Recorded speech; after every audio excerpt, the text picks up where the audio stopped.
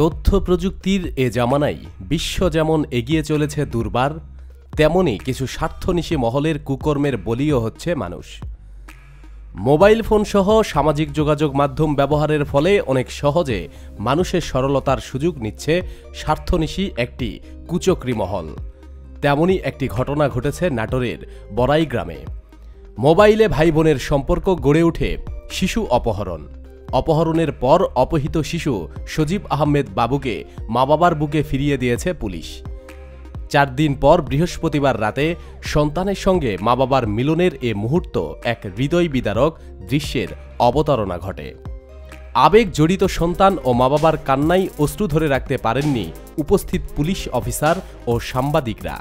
এ সময় উদ্ধার হওয়া বাবুর স্বজনরা নাটোর জেলা পুলিশ ও বড়াইগ্রাম থানা পুলিশের কর্মকর্তাদের প্রতি কৃতজ্ঞতা প্রকাশ করেন।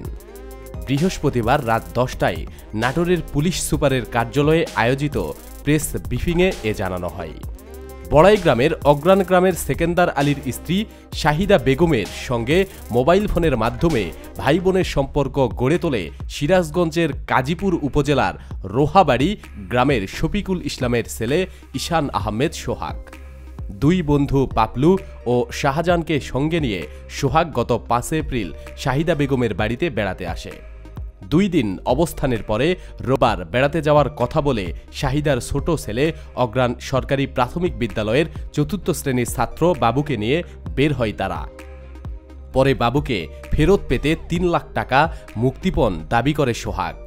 এ ব্যাপারে বড়াইগ্রাম থানায় মামলা হলে পুলিশের একাধিক টিম দেশের বিভিন্ন স্থানে অভিযান পরিচালনা করে। অভিযানকালে মুক্তিপণের জন্য প্রেরিত কিছু টাকা উঠানোর সময় নারায়ণগঞ্জ থেকে আটক করা হয় অপহরণকারী চক্রের সদস্য পপুলারের স্ত্রী নার্গিস আক্তারকে। এরপর জয়পুরহাট ও গাইবান্ধা জেলার চরাঞ্চল সহ বিভিন্ন স্থানে অভিযান চালিয়ে গাইবান্ধার সুন্দরগঞ্জ থেকে অপহরণকারী চক্রের সদস্য শাহজাহানের খালা মোসাম্মদ নূরজাহান এবং গাইবান্ধার সাদুল্লাপুর থানার চরভগবানপুর থেকে অপহৃত বাবুকে উদ্ধার সহ মূল অপহরণকারী সোহাগকে আটক করা হয়। বৃহস্পতিবার রাতে উদ্ধার হওয়া বাবুকে তার মা বাবার কাছে হস্তান্তর করা হয়েছে। প্রেস ব্রিফিংয়ে পুলিশের সুপার সাইফুল আলম মামুন, বড়াইগ্রাম সার্কেলের অতিরিক্ত পুলিশ সুপার মোহাম্মদ হারুনুর রশিদ, বড়াইগ্রাম থানার ওসি দিলীপ কুমার দাস সহ অন্যান্যরা উপস্থিত ছিলেন। তাই সবাইকে বলছি, আপনারা একটু সতর্ক হন। প্রতিদিন সব খবরাখবরের জন্য আমাদের চ্যানেলটি সাবস্ক্রাইব করুন। ধন্যবাদ।